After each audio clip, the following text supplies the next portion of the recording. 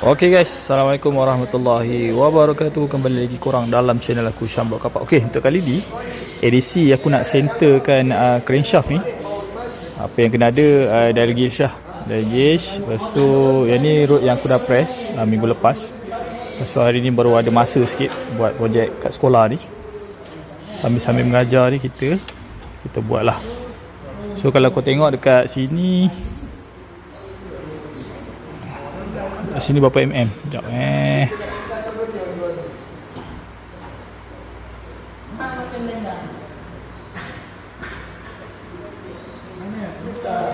kat sini kita tengok berapa mm dia punya.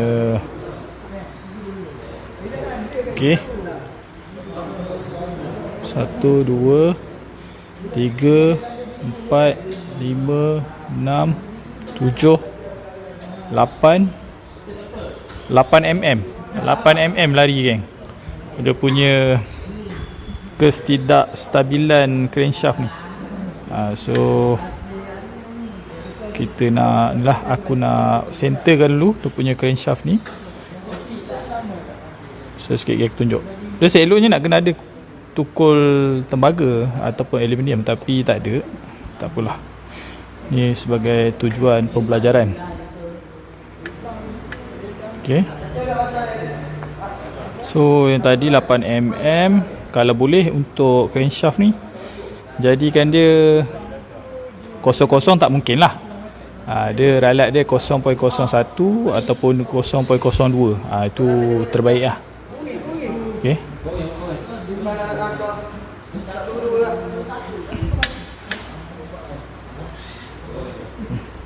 Banyak ralat dia.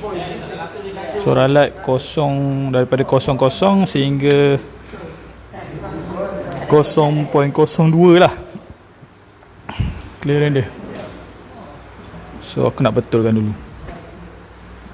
Ok guys, macam tadi korang tengok apa yang aku tunjukkan tadi daripada dial indicator, bacaan dia adalah 8mm. Sekarang ni dapat 7 mikron je. Masih lagi perlu diperbetulkan. Korang tengok ok, daripada kosong tu. Ok, kosong.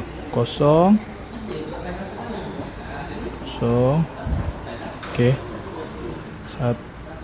1, 2, 3.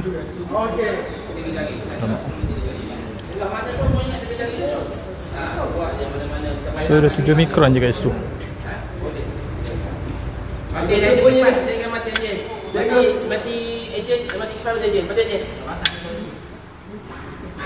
Sekarang aku nak tunjuk bacaan yang kedua. Tadi daripada 8mm, sekarang ni 7 mikron je.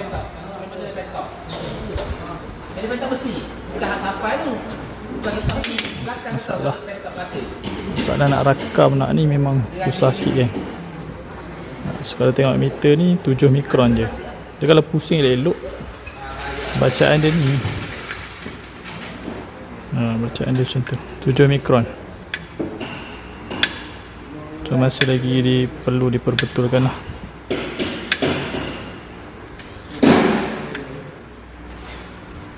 Okay, sekarang ni untuk bacaan crankshaft ni dalam center, bacaan dia dapat 1 mikron memang ikut spek kilang lah. Spek kilang takkan dapat kosong geng. Dia akan dapat 0.01 ataupun 0.02.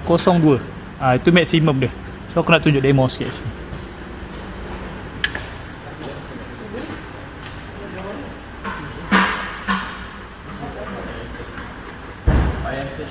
So dapat 0.01 mikron. Okay. Dia nak menghampiri 2 lah, 0.018. Lebih kurang macam tu lah. Dia nak jadi 2. Tapi bagi aku kira okey ni kot. Ni belah magnet lah. Lepas ni nak sambung untuk belah clutch. Okay, mantap. Gegar kamera. Ok guys, sekarang alhamdulillah setelah 100 lebih kali pukul, bacaan dia dapat kosong. Bukan 0.008, lebih kurang macam tu. Tak naik 1 mikron pun. Tengok ok, fokus kat meter sikit. Ok,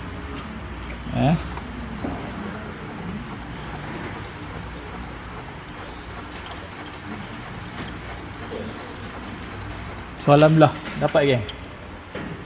Mantap. Okay guys, ni yang sebelah clutch. Sebelah clutch pun dapat 1 mikron. Bagi aku tak payah adjust lah, dah kira okey ni.